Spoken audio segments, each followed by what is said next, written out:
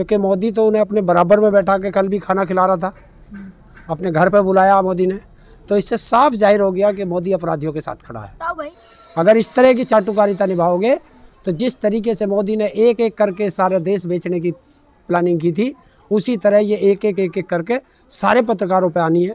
1 महीने के अंदर योगी के लिए उत्तर प्रदेश की जनता के टैक्स का पैसा 160 करोड़ रुपया अब इन टीवी चैनलों को दिया जाएगा। सोसाइटी जो गठित हुई थी तो बोलते कि साजिश थी पूरा। हाँ देखिए, वो हमने तो पहले ही बताया था, पहले दिन ही किसानों ने अपनी जांच रिपोर्ट में बताया था कि ये जो है ये सोची समझी साजिश के तहत किया गया था। लेकिन वो नहीं मान रहे थे। उसके बाप ने कहा था, टैनी ने, कि अगर मेरा बेटा इसमें इन्वॉल्व होगा तो मैं इस्तीफ़ा दे दूँगा। तो अब वो इस्तीफ़ा कब देगा, कब मोदी उसका इस्तीफ़ा लेगा? क्योंकि मोदी तो उन्हें अपने बराबर में बैठा के कल भी खाना खिला रहा था, अपने घर पे बुलाया मोदी ने। तो इससे साफ जाहिर हो गया कि मोदी अपराधियों के साथ खड़ा है। तो वही अजय मिश्रा ने एक पत्रकार से झड़प की है। देखिए, जो गुंडा होगा वो गुंडे वाली हरकत नहीं छोड़ सकता, और इसने दिखा दिया। और उसकी जो हिस्ट्री देखोगे तो वो पूरी गुंडे की है। कल न्यूज़ 24 ने भी एक सर्वे करा था, उसमें दिखाया था उसकी पूरी हिस्ट्री कि उसके ऊपर तो 1996 या 86 से भी मुकदमे दर्ज है। जो वहाँ कोई एक नेता था जो इसके साथ खड़ा था इसके सामने, उसकी हत्या का मुकदमा इस पे चला हुआ है। लेकिन और तो नीचे मिल गई थी। नहीं, हाई कोर्ट में अभी वो मुकदमा पेंडिंग है, उसकी रिट है। निचली अदालत में बरी कर दिया। हाँ, हाई कोर्ट में वो है, उसकी रिट लगी हुई है, वो पेंडिंग है। इसके ऊपर जो है तस्करी के मामले हैं, और वहाँ ये इतना बड़ा गुंडा है कि इसके खिलाफ कोई बोलने को तैयार नहीं। लेकिन अगर पत्रकार की बात की जाए, एबीपी जैसे बड़े न्यूज़ चैनल के पत्रकार से बदतमीजी की है। लोकल पत्रकार जो लखीमपुर खीरी के लोकल पत्रकार थे। देखिए, पत्रकारों से बदतमीजी करना गलत है, लेकिन ये दिखा दिया कि अगर तुम किसी की चाटुकारिता करोगे तो तुम्हारी औकात भी दिखा दी जाएगी उन्हीं के द्वारा। लेकिन एबीपी न्यूज़ तो मुहिम चला रहा है ना, उसको बर्खास्त करो। पहले क्या था? पहले किसानों के खिलाफ चला रहे थे, जब अपने पे आई तो अब अपने के ऊपर चला रहे हैं। तो कोई पत्रकार बोला क्या? जब एक पत्रकार के साथ अभद्र व्यवहार हो रहा था तो इतनी पत्रकारों की टीम है जो मोदी की चाटुकारिता में लगे थे, कोई एक पत्रकार ने भी चलाया? अगर यही काम कोई और कर देता तो शायद आज दुनिया का कोई पत्रकार ऐसा नहीं होता जो उसके खिलाफ ना बोलता हुआ होता। ये किसकी हिम्मत है कि मोदी के खिलाफ बोल जाए? लेकिन क्यों? एबीपी न्यूज़ में तो अब चल रहा है ना कि टेनी जी को बर्खास्त किया जाए। बाकी वाले क्यों नहीं बोल रहे? वो राष्ट्र धर्म क्यों नहीं निभा रहे? वो चाटुकारिता क्यों निभा रहे हैं? अगर इस तरह की चाटुकारिता निभाओगे तो जिस तरीके से मोदी ने एक एक करके सारे देश बेचने की प्लानिंग की थी, उसी तरह ये एक एक करके सारे पत्रकारों पे आनी है। और वो इसलिए नहीं बोलते क्योंकि मीडिया हाउस अब बचे नहीं है। बीजेपी ये कह रही कि अभी तो रिपोर्ट आई है ना, जब तक अदालत से उनको कुछ हो ना जाता तब तक, और बेटा ने किया है, रिपोर्ट में भी उसका बाप का नाम नहीं आया ना। अच्छा, बहुत अच्छी बात है। उसका बाप जो है 120B का मुलजिम है। नहीं, एफआईआर में नाम नहीं। एफआईआर में उसका बाप 120B का मुलजिम है भाई, जो वहाँ। एसआईटी ने नाम देखिए, एसआईटी अभी दूसरे उस पर कर रही थी। एसआईटी ने सिर्फ एक रिपोर्ट दी है कि जो ये घटना हुई है ये गैर इरादतन हत्या नहीं है, सोची समझी साजिश के तहत किया गया है। तो लेकिन जांच होगी। और जैसे आप कह रहे हो कि जो बाप ने बेटे की सज़ा बाप को क्यों है, तो आज कह दूं एक शब्द, बाबर की सज़ा हमारे देश के मुसलमानों को क्यों? अगर गलती बाबर ने की है तो पूरे देश के मुसलमानों को सज़ा क्यों? कहाँ सज़ा क्यों? मिल रही मुसलमानों आज भी कहते हैं, पूरा अधिकार, आज भी कहते हैं। कुछ लोग बोलते हैं ना, तो बाकी तो संविधान में तो मुसलमान, संविधान में अधिकार। अच्छा, तो संविधान में भी यही अधिकार है कि जो जिसके खिलाफ मुकदमा पंजीकृत होगा वो पहले जेल जाएगा। ये संविधान में ही है। तो बेटे के खिलाफ था ना, बेटा तो जेल। तो बाप के खिलाफ भी है 120B में। तो बोले जांच हाँ, अगर यही मुकदमा मेरे खिलाफ होता तो कोई जांच नहीं होती, सीधे जेल के अंदर होते। तो यही तो इस देश के संविधान से छेड़छाड़ है कि बड़ों के लिए संविधान की धाराएं अलग है और हमारे लिए अलग। जहाँ एक तरफ आप कह रहे बर्खास्त किया जाए, लेकिन अगर वहीं देखा जाए बीजेपी में अजय टेनी जी को बुलाया है उन्होंने। देखिए, हम यही तो कह रहे हैं, यही मोदी है। जब वो थी एक प्रज्ञा मिश्रा, उसने जब अपमान किया था शहीदों का, तो मोदी जी ने कहा था कि मैं इसे दिल से कभी माफ़ नहीं कर पाऊंगा, और फिर उसे रक्षा समिति का सदस्य बनाया गया। ये मोदी के द्वारा ही तो बनाया गया। तो ये दोहरा चरित्र मोदी का पूरा देश जान चुका है कि बीजेपी के अंदर कुछ नहीं है सिवाय नफरत के, और ये नफरत फैलाने वाले लोग हैं। अब देश इनसे समझ चुका है। चल रहा है कि मोदी जी जो है बहुत कड़क फैसले लेते हैं। अब वो मौके का इंतजार कर रहे हैं कि टेनी को भी हटा सकते हैं ना। मौके का कब इंतजार है? अपराधी को तुरंत बर्खास्त किया जाता है, अपराधी को बख्शा नहीं जाता। उसके लिए मौका नहीं देखा जाता कि अपराधी को हमें कब पकड़ के जेल भेजना है। अपराधी जब हाथ आ जाए तभी उसे जेल भेज देना चाहिए। लेकिन अगर देखा जाए, आप कह रहे अपराधी जब आना चाहिए जेल भेजना चाहिए। एक पोस्टर बहुत ज़्यादा वायरल हो रहा है यूपी में, जिसमें योगी जी को हटा दिया गया है पोस्टर से। नहीं हो रहा होगा, हटा देंगे। हटाने को क्या है इनका? इनकी देखिए, इन्हीं के ये लोग एक प्रोपगंडा चलाते हैं। कभी योगी मोदी को हटा देगा, कभी मोदी योगी को हटा देगा। ये जनता का ध्यान भ्रमित करने का तरीका है राजनेताओं का। और अब आप देखना कि उत्तर प्रदेश का कितना पैसा ये लोग प्रचार में खर्च करने जा रहे हैं। 1 महीने के अंदर योगी के लिए उत्तर प्रदेश की जनता के टैक्स का पैसा 160 करोड़ रुपया अब इन टीवी चैनलों को दिया जाएगा। अब टैक्स का पैसा अगर खर्च किया जा रहा है चुनाव में, तो अखिलेश यादव जी ने भी तो वही किया था पहले। देखिए, चुनाव के प्रचार में तो पैसा खर्च किया जाता है, पुरानी पार्टियों ने भी किया था। मैं कह रहा हूँ खर्चा करिए।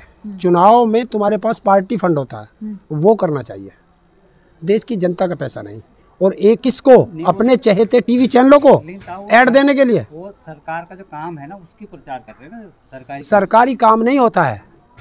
सरकारी काम 1 महीने में आप 160 करोड़ रुपया जनता के टैक्स का पैसा सिर्फ चुनाव के टाइम पे काम किया। क्या कि जनता को पता नहीं है जो तुमने काम किया? जो अच्छे काम करते हैं जनता को पता रहता है। तुमने काम कोई नहीं किया। जनता को फिर इस टीवी चैनलों के, अखबारों के माध्यम से जनता को फिर भ्रमित करना चाह रहे हैं। मोदी जी बनारस गए हैं तो जल चढ़ाते हुए फोटो बहुत ज्यादा वायरल हो रहा है बड़े, और दिल्ली के टॉयलेट के ऊपर चिपके हैं फोटो। जंतर मंतर पे देख लिया होगा आप लोगों ने, हैं? वहाँ जल चढ़ाते हुए 3 दिन हुए हैं। 3 दिन जल चढ़ाए को नहीं हुए और वो फोटो वहाँ लग गए। तो ये कितना प्रचार तंत्र है।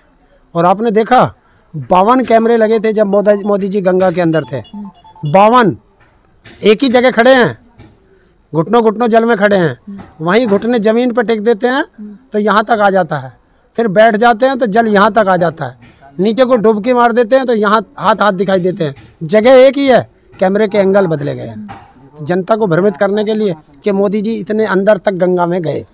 अब प्रधानमंत्री जी हैं तो कैमरे, प्रधानमंत्री का काम ये नहीं होता है। अब ये तुम कहोगे कि प्रधानमंत्री 18-20 घंटे काम करता है, ये काम प्रधानमंत्रियों के हैं क्या? प्रधानमंत्रियों का काम है कि गर्भगृह में, मंदिर के गर्भगृह में कैमरे लगवाना। तो कहते तो हैं गंगा को स्वस्थ बनाएंगे, तो वही कर रहे हैं। अब देखिए ना, खुद बनारस जा रहे हैं, देख रहे हैं। कुछ नहीं कर रहे हैं, वो माफ़ी मांग रहे हैं। और गंगा माँ भी माफ़ नहीं करेगी क्योंकि उसके अंदर लाशें भरी हैं। आप कह रहे माफ़ी मांग रहे हैं, उनके पुराने बयानों में देखिए ना, कहते थे गंगा माँ ने मुझे बुलाया है।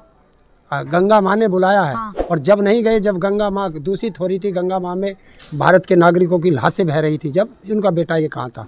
फर्जी बेटा नहीं था। तो तपस्या कर रहे हैं, आपने देखा नहीं कि गंगा से आरती कर रहे हैं, गंगा में डुबकी लगा रहे हैं, पूजा कर रहे हैं। मोदी जी अपने पुराने वादों को भूल गए क्या? मोदी जी ने जब चुनाव के समय में जो वादे किए थे, क्या उसमें से किसी एक वादे पे बोलते हैं? उन्होंने कर दिया पूरा। क्या 2 करोड़ रोजगार दे दिए? दे दिए होंगे तभी तो नहीं बात नहीं दे दिए होंगे। तुम पत्रकार हो क्या हो? अब दे तो दिए ही है ना। आपने देखी नहीं पोस्टर, कितने ज्यादा पोस्टर लगे हर जगह की, रोजगार दिए हैं। हाँ, बस पोस्टरों पे दिए हैं, जमीनी हकीकत पे नहीं। लेकिन लोग तो ये भी कह रहे हैं कि हरिंदर ताऊ की भी दुकान बंद हो गई है। अरे मेरी तो ना जब दुकान चल रही थी ना चल रही, ना आगे चलेगी। कहना तो मैं तो वही, आप तो हरिंदर ताऊ तो जा रहे हो, आप बोल चौपाल लगा रहे हो। इलेक्शन कैंपेन में लग गया। कौन कह रहा चौपाल लगाना इलेक्शन कैंपेन है? हर आदमी बोलोगे जाके। देखिए, जो सरकार गलत काम करेगी उसके खिलाफ बोलना मेरा अधिकार है। लेकिन सरकार ने तो आपकी बात मानी। क्या मानी? अजय टहनी बर्खास्त हुआ, MSP पे गारंटी का कानून बना, उस पे भी तो बात हो रही है। बन गई ना। सहमति बनने से नहीं है। 20 दिन बाद जो है तुम्हारी आचार संहिता लग जाएगी, फिर कह दोगे आचार संहिता लग गई, अब कुछ नहीं कर सकते। तो वो जनता को जनता को तो बताना पड़ेगा। क्यों नहीं ले रहे तुम? क्यों नहीं कर रहे? क्यों नहीं कर रहे? इस पे मौका तो दे रखा है ना, टाइम दिया हुआ है, मौका दे रखा है। 15 तारीख तक का, 15 जनवरी तक का टाइम है। क्या कौन कह रहा चौपाल लगाना है? कि मैंने कहा था कि इस देश के, उत्तर प्रदेश के नागरिकों को और देश के नागरिकों को 709 किसानों की शहादत को भूलने नहीं दूंगा। और भड़काना है बीजेपी के खिलाफ। मैं भड़काता नहीं हूँ। 709 किसानों को की अपने 709 किसानों की हत्या को मैं भूलने नहीं दूंगा। अच्छा, MSP के गारंटी के कानून को मैं भूलने नहीं दूंगा। 13 महीने जो सड़कों पर तपस्या की गई, सुनो ताऊ पहले किसानों को भड़का रहे थे आप। 13 महीने की तपस्या जो सड़कों पर की है, हाँ। उसे भूलने नहीं दूंगा। अच्छा, जो हमें खालिस्तानी, पाकिस्तानी, टुकड़े टुकड़े गैंग, माओवादी, नक्सली, मवाली, भेड़िए और भी जो भी उपाधि दी गई है, वो भूलने नहीं दूंगा। जब राजनीति धर्म की आड़ लेगी, उस देश का नाश होगा। और ये हमारे देश के लोग, ऐसा है ना, वो जो पुराने जो गुलामी थी उसको दूर कर रहे हैं ना। अभी क्या गुलामी थी? नाम चेंज कर रहे हैं। नाम चेंज से क्या हो गया? देखो आप, काशी विश्वनाथ कॉरिडोर बना, क्या हुआ उससे? कितना किसी को रोजगार मिलेगा? रोजगार, हर चीज में आप रोजगार ढूंढ। अरे तो मंदिर का, देश भगवान का, देखिए, जिस देश की तुम तरक्की की बात करोगे, अगर उस देश में शिक्षा नहीं होगी तो उस देश की तरक्की नहीं हो डिजिटल सकती। इंडिया बना रहे हैं, शिक्षा पे इतना काम चल रहा कौन है। कह रहा है डिजिटल इंडिया बना रहे हैं? मोदी जी बना। कहाँ बनाया? आप फोन यूज करते हैं, फोन पे हाँ, गूगल पे जो है वो हाँ, डिजिटल इंडिया की तहत अरे ही है। हम कह रहे हैं कि हमारे किसान जब गन्ना डाल के आते हैं तो उनका पेमेंट का भी एक डिजिटल कर दो कि 14 दिन में तुम्हारे खाते में पैसा आ जाएगा। हुआ तो भुगतान कहते तो है योगी जी, आधे किसानों का भुगतान हो चुका अभी है। जनवरी 90% हो गया है। अभी जनवरी तक का पेमेंट रह रहा है। जनवरी 2021 जनवरी 2021 का पेमेंट बाकी है। लेकिन पहले पिछले सरकार से तो ज्यादा ही पेमेंट किए ना। ज़्यादा इस बार गन्ना ज़्यादा गया तो कौन सी आफत आ गई? हमें यूँ करे, पिछली सरकारों में जो किसी की भी पेमेंट बाकी थी क्या? किसी सांसद विधायक की सैलरी? और ना अब है। हाँ। तो बताइए, सांसद और विधायकों की सैलरी क्यों समय से जाती है जब किसान को अपनी फसल का पैसा नहीं मिलता? 1,40,000 करोड़ दे तो मैं कहता हूँ बेरोजगार जो हैं उनके लिए नौकरी की बात कौन करेगा? जिन लोगों को हमारे सेना के जवान हैं, पुलिस के जवान हैं और अन्य सरकारी कर्मचारी हैं, उनकी पेंशन क्यों नहीं है जब सांसद और विधायक की पेंशन है? उनको क्यों नहीं पेंशन है? महिलाओं की सुरक्षा की कौन बात करेगा? शिक्षा की कौन बात करेगा? रोजगार की कौन बात करेगा? तो ये सब मुद्दों की बात होंगी चौपाल के अंदर।